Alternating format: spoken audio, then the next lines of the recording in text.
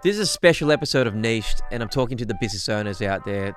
Everything's just getting more expensive. It's never been more expensive to be in business than right now. We've got cost of goods going up, taxes going up, inflation's going up, my hair is going up. No, not really. But there are lots of things going up right now, and we need to have the right data. Well, I'm looking for the right information to make informed decisions. So we invite Xero Australia to come and speak to us about their latest data and reports on issues of cash flow and tips on how to stay afloat when times get tough. So you're gonna get a lot out of this. If you want to find out the latest reports from Xero, head to their website and search for the Money Matters Report. You're gonna love it. Hello, joining us today is Will, who is the country manager for Xero Australia. How are you, mate? Matt, I'm good. I'm feeling great. How are you? Oh, living the dream, always living the dream. Mate, it's a funny job description being a business owner. And mate, I've got some burning questions for you, and I know a lot of listeners will be very interested in your answers, I think. So one of the questions I've got, and a lot of businesses, I was actually really surprised by this. Given like running a business seems as expensive as ever.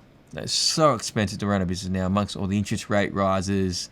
There's been, tax increase, super increase, day-to-day living, product delivery, all the stuff, all the things are just increasing. What are the main things that you've seen have gotten more expensive for business owners according to Xero? Like, what kind of things have you seen across the board become more costly? Of course. You touched on it, like a little bit of everything. In a high inflation environment, with cost of living crisis, as well as talent shortages, and everyone trying to figure out how to adjust their price points and their pricing strategy, just means that there's a lot of change and fluctuation in what businesses are doing across every industry. So everything from your core staples all the way through to labor and some of the variable costs of working, building up marketing budgets for businesses, but generally staff, and trying to understand the right level to pay people in your business fairly to be competitive, but also make sure that you're able to make sure your business is sustainable. It's like it's a big challenge for business owners that we're seeing at the moment. It's enormous. I'm interested to see if there's any key findings that you find interesting too. Are there any major line items that seem to be like considerably bigger than maybe previous years because of all this stuff?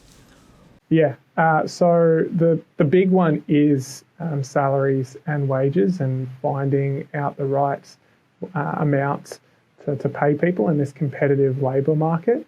But then it is across all of your utilities. I mean, everything has started to creep up, and it is because of the supply chain challenges that we have. But that generally, given that small businesses represent 66% of the private sector labour force, that salaries and wages line in every small business owner's P&L is a really big one for them to manage.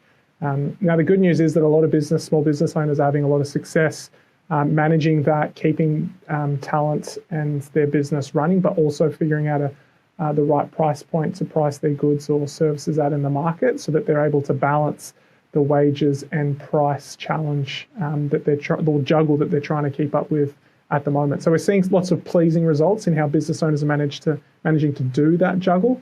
Given that small businesses are the biggest employer of Australians in the private sector, that wages and salaries line in a high inflation environment has certainly been creeping up month over month over the past 12 to 18 months.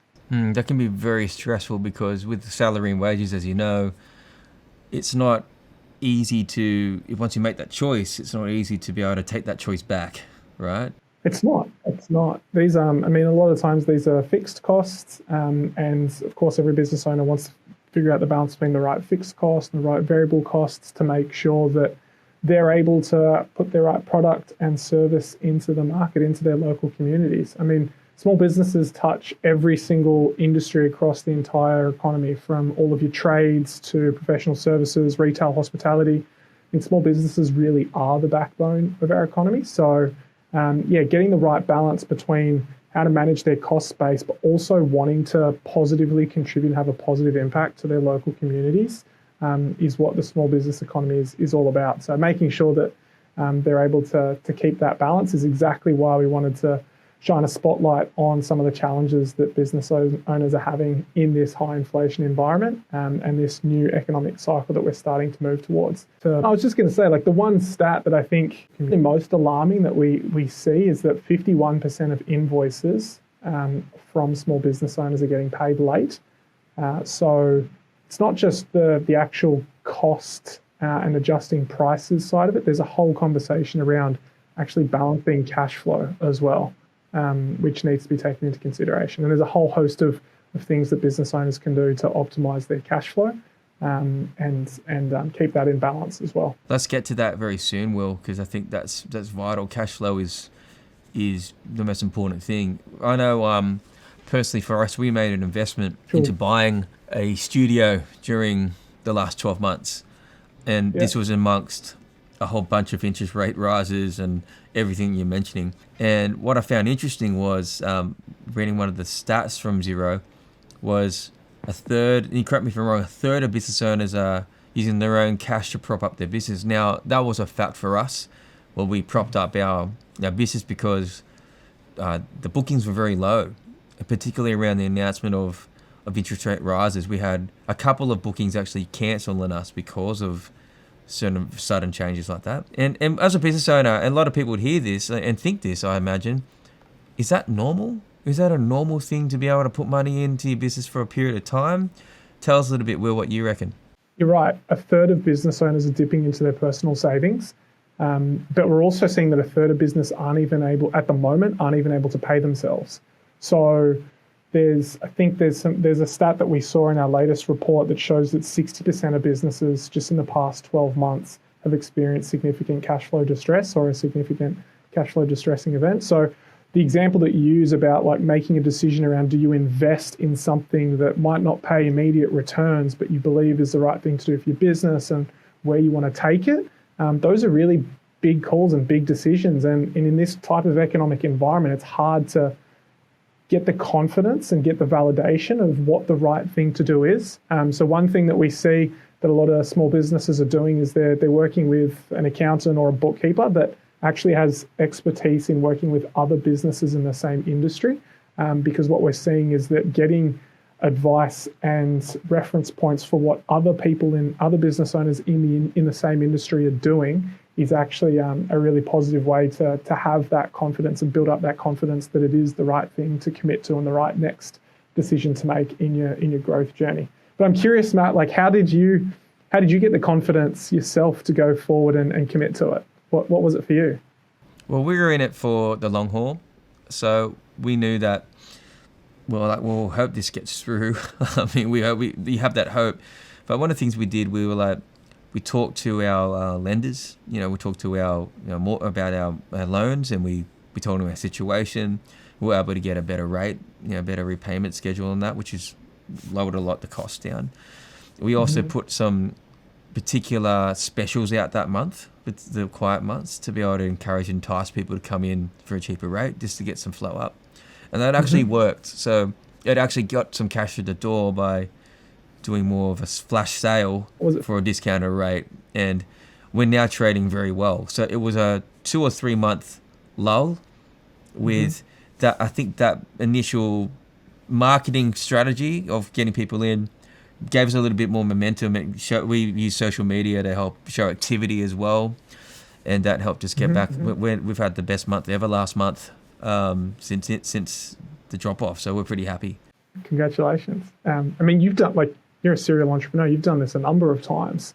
It's and I imagine that you've been on like a pretty significant growth journey and continuous evolution of like, what's the right thing to do? How do I handle this situation? What's the best next decision? And that's what we see as well. Like businesses, especially when it's their first time getting into business, they sort of carry the expectation of like, I need to nail this right out of the gates and make every decision a really positive one. But the truth is that you learn over time. So understanding how to not overextend yourself and make consistent gradual steps to build up that knowledge and confidence in your own decision-making ability is something that takes time and experience.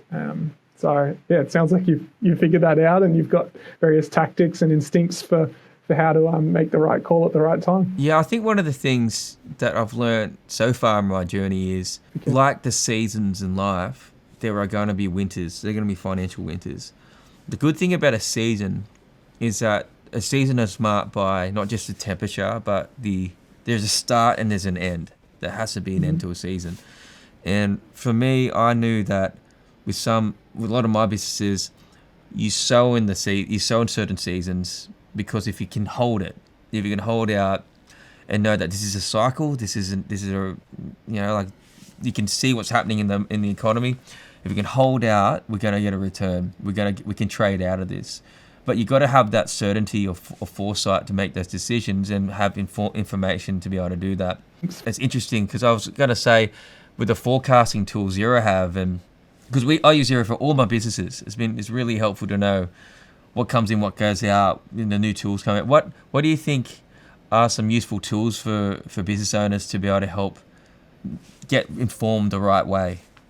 Yeah, leveraging technology, like you said, we see 92% of business owners feel positive about the impact that technology has had on their business after implementing it. So just using cloud-based accounting technology like Xero to give you that real-time view of your cash flow sort of alleviates some of the anxiety and stresses that you might be experiencing around trying to figure out what is my cash flow, what are my inflows, what are my outflows, how do I balance all of this, and what that can then do from an overall well-being, both financial but also emotional and physical. That's sort of the start of it. So just having a real-time view of your cash flow position sort of then allows you to implement other tactics like using online payment gateways to give your customers a really good experience for how they pay you and how easy it is for them to pay your invoices. Making sure that you're able to see all of your bills and sequence out the right time for you to be able to pay your bills is also really helpful. So yeah, it really starts with just getting that right piece of technology in your pocket on your phone for what your real-time cash flow position is, and then you can make some really good, insightful decisions around how you want to optimize the inflows and outflows to keep that always in balance, so that you don't feel like you're flying blind. Yeah, that's absolutely key. You got to know, you have to know your numbers in that way. And you mentioned before, I think when people would be dying to get back to what you mentioned before about ways of managing cash flow, or to be able to, because cash flow is a massive problem for businesses, particularly today. So what do you guys suggest Aussies to look at with the cash flow issues, if they've got any? Yeah, absolutely. So once you've got that real-time view of your cash flow position, using like online payment gateways to make sure that other customers of yours or other businesses that you trade with are able to pay your invoices really easily with like a one click of a button online payment, we notice is really valuable and helps accelerate the amount of time it takes for your invoices to get paid to much sooner. That's a really valuable one. And then the other one's like using automated reminders for when invoices are overdue, so that you don't have to spend time or remind yourself every week to go and do that yourself. Just having those automated reminders in place every time an invoice is over its due date or is coming up to a due date, just have technology take care of all of those reminders for you. And once you start to optimize your whole workflow in your business that way and optimize it for a good cash flow outcome, and then you start to build momentum and tweak and see what works for you. And then the last one is speak to someone, an advisor, an accountant or a bookkeeper that has done this hundreds of times for businesses just like yours. There's two things that I always love to flag that are awesome about accountants and bookkeepers is, number one, they are very good at sort of building up that real-time view of cash flow for you. So using different apps and pieces of technology that you would use in your business and connecting that to accounting software, they're really good at making sure that connection is seamless and beautiful. And then the other one is they're so good at navigating the system. Like they pick up the phone to speak to the ATO or any other government agency, like they're just so good at navigating the system that they can really help save you time in how to navigate the system yourself, but also make sure that you're getting the right outcome that suits your own personal circumstances and the financial position that your business is in. So Leverage technology and work with advisor are two of the tactics that we see business owners using really well to their advantage. Yeah, that's very, very, very, very important. I think the domino effect of cash flow issues is enormous. Like, it starts from, people not paying their bills on time, and the people who can't pay your invoice may not be being paid for their invoices, and there's delays in a whole bunch of areas, from delivery to it's crazy how the domino effect is very real with how people are able to operate the business. So I'm just wondering too, like, with the domino effect of how cash flow affects everything, what's your explanation of what are the main things people misunderstand about it, or they should know about why these issues happen? It's not just sometimes it's really out of our control, right? And you've got to we're looking at what we can control, but I'm a why guy. I'm like, why does this happen? How does this happen? What do you reckon, Will? Yeah, do you by why do you mean sending bank transfers that way? What do you mean by why guy? The why guy. Oh no, the why guy. Why does cash flow happens like this, and the domino effect? Of course, yeah. You pointed it out, like it's ins and outs, inflows and outflows. And so getting the balance right when you're trying, like you're really thinly spread from a cash flow position, it's hard to get that balance right. And yes, sometimes you want to delay paying your suppliers and waiting for your customers to come in, or you might want to push out so you want to pay your bills later, but collect your invoices quicker. But that domino effect of what you're then doing to your suppliers is a real challenge. So it's a tricky one to balance. And we know that small businesses represent 54% of GDP. So businesses less than 200 employees represent 54% of our GDP in Australia. So the domino effect is not like a small effect. It's actually a huge ripple effect that it can have, which is why we would say it's a collective responsibility of consumers as well as businesses to pay invoices as soon as they can and not necessarily always wait for when an invoice is due. Just being conscious that, like, if you have the means to pay an invoice today, it could be really beneficial to that domino effect for you to actually pay that invoice today. Now, there's reasons why you might not be able to do it. You might not be able to do it, and that's okay. But yeah, wherever you can, we should, because that does, in a rising tide, all boats lift. So if we can all get our invoices paid earlier, wherever we can, that will have a positive ripple effect on the entire small business and therefore Australian economy. And or communicate, like, if you can't pay your invoice on time, but you can make a part payment, like, communicate at all costs, because you're right, it's like the whole golden rule. You want to treat others the way you treat yourself. If I'm the one who's refusing to pay an invoice on time because of things, and it's not just karma, it's like that, then it affects someone else to be able to pay their invoice on time, to be able to tempt themselves to, and that's how it all happens. Well, you mentioned too about, because I find a lot of business owners, we're an interesting breed, because people say it's lonely at the top, but I think it's just, you're just time poor, and you don't necessarily have a lot of people to always bounce ideas off, or to gauge if you're doing things right or wrong. You can have, there's coaching groups, there's a whole bunch of people you can be accountable to, but at the end of the day, sometimes you get left asking, am I the only one thinking this? Is this normal, right? And with the salaries, with business owners not paying themselves, that's an interesting thing. So tell me, is there any data around has there been more loans taken out? Has business owners been borrowing more money? Versus, I know the business owners, a bit like ourselves, we put some cash in to prop it up for a bit. Perhaps has there been more, working capital being put into businesses now? What do you think the behavior is? Because numbers tell a story. When business owners can't pay themselves, that's not sustainable. The business owner is, business owner is often no business. So are there any findings or discovery around that, Will? Yeah, the ABS does a really good job of publishing stats around loans, like new lending decisions and refinancing, and going through some of their data in the past. Like, I guess one of the challenges is probably how do you open up and create access for small businesses to have better access to capital and lower the cost of that access? Because the ABS has shown that there's definitely a difference when a small business goes to get access to capital. The cost of that capital and the interest rate comes at a higher premium than bigger businesses.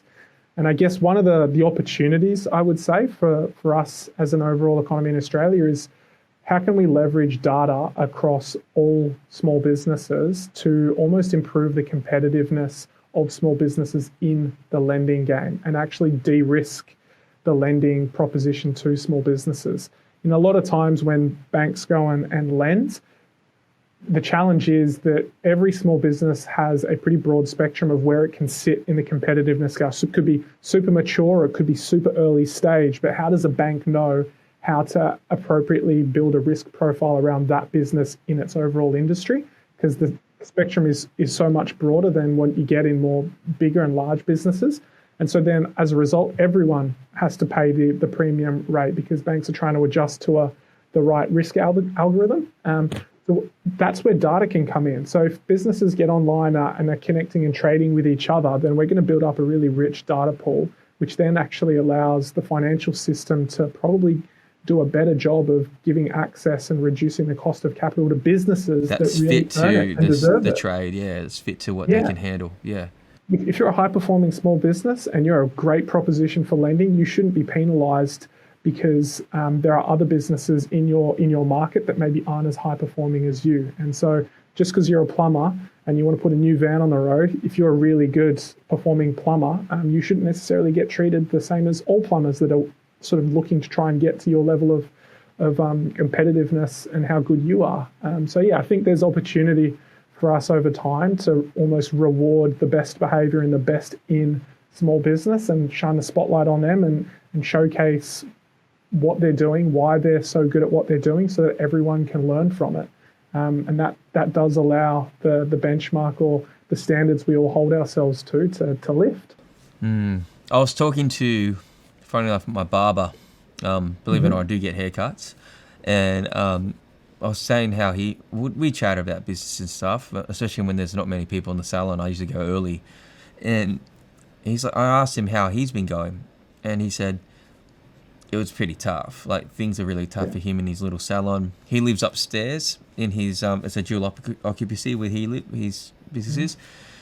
And he said to stay afloat, he refinanced his home to be able to help prop up his business as well in that way.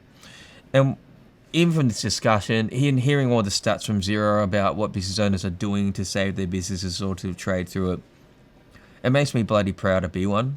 It makes me proud of all the owners out there who selfishly are doing everything they can to keep jobs alive and keep themselves propped up. Because he said to me, my barber, he said, if I lose this business, that's where my mortgage comes from. That's what funds everything in my life.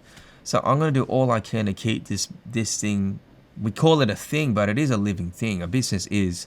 It's funny. You can humanize a business. It has an ABN. It has its address. It has a credit file. It has a personality. It has a brand. It has a persona, right? So it makes me. So all the businesses out there that are hearing this, I hope people feel encouraged by this more than anything, that you're not alone. That these things are real. They're real issues, but they're issues that you're not just facing alone. It's funny. It's funny when you hear all these things, you think it's so negative. You could think that, but for me, it's a relief. It's like, I'm not crazy. Of course. And actually, so one of the stats that we saw in the Money Matters report was that when business owners go to start their business, 60% of them got messages of discouragement from their family and their friends. It's almost like we're too conservative when entrepreneurs are thinking about going to do something that they're passionate about and aligns with their purpose. We're too conservative about it. And then if you ask the business owners that have gone and done it, 65% of them said that they wish they did it sooner. So there's like a real disconnect between the level of risk and level of encouragement and positivity that we're giving to entrepreneurs for what they're putting themselves forward to. We've got to break that cycle, Will. Like we've got to break that attitude. Totally do. Right, because in other countries like America, no, that's not an issue with that attitude of going for your dreams. For some reason here in Australia, it's said maybe out of care, like out of help. Oh, Will, Matt, don't do that. The economy's bad. Oh, don't do that. That's a nice idea, but I don't see how that's going to work because this person's already done an idea. rather than finding ways to be able to explore it. So I think more dreams, more people could be coming. I think the talent in Australia is just amazing. If you look at our population, the resources we have. But the thing that's going to be the glass ceiling for entrepreneurs in Australia isn't the lack of access to resources. It's actually the mindset. It's actually the barrier of, am I an ant or am I a warrior? Like the difference between two. And if you're going to get, and most people wait to, I mean, imagine how much, I know how much you can accomplish in a year. If you look at your P&L or just how far you come as a person, a lot happens in a year. So you're right. That's an interesting comment there, Will, on how some people regret not doing it sooner once they get started. So I encourage people, if you've got an idea, use some intelligence, but we've got to find, I do believe, well, there's a new generation of the new gen of entrepreneurs out there that are finding each other. Like, just a little off topic, but like there are business communities out there that are like business clubs and all that. Some don't have the best intention for business owners. They see it as a way to be able to get some cash for a membership, to be able to just promise like some connection together. What I'm really encouraged with is the people on social media that, you know, reach out to each other, and we're in closed groups all across Australia. I'm in several of them. And there's meetups, and there's no 10 grand entry fee or 20 grand entry fee just to be friends with people. It's like we're actually all just keen to connect. We're all business in different industry. Let's all do this. So there are people out there. Sometimes you've got to be the first one to reach out and find where these groups are. But Will, is there anything else you'd like to say? Any important things that you think business owners need to hear before you go? Yeah, I think your message of positivity and chasing your dreams, like we need more of that. And we have had a challenging couple of years economically, and there's still some uncertain times ahead. But I mean, we've proven that there are business owners out there that are kicking goals, chasing their dreams and loving it and thriving. And so we can learn from those business owners, and we should shine the spotlight on them. We should ask questions, be curious around what they did, and we should learn from it. And with that positive mindset of leaning in to chase dreams and being positive about starting businesses, I think we're all in a really positive position going forward into the next economic cycle. So appreciate you inviting me on. It's been nice to talk. Yeah, likewise, Will. Like, where can people find this? Where can people find the because people might want to figure out these stats, read them. Where would they go, Will? Of course, yeah. So jump onto Xero.com and then just search for Money Matters, the Money Matters report. And we've got a Cashflow hub that has a number of resources on it, but it all starts at Xero.com. Yeah, awesome, guys. Well, thanks, Will, for coming on, and for Xero for spending the time with us. Guys, just to close off, there are 3 Fs that I live by. One is you can either operate out of fear, force, or faith, right? Force and fear are different things, right? There will be times, and I have friends that have had to, you know, without any fault of their own, they've done all they can, realize that there's no path to profit. There wasn't any path to it. And they did all they can. And that was out of force. You know, it wasn't out of, they weren't, you know, crippled by fear to make any choice, because fear is a different state. Fear is like, I won't invest in anything because I've got to hold on to my cash. Or fear is like a different mindset. Your decisions reflect differently.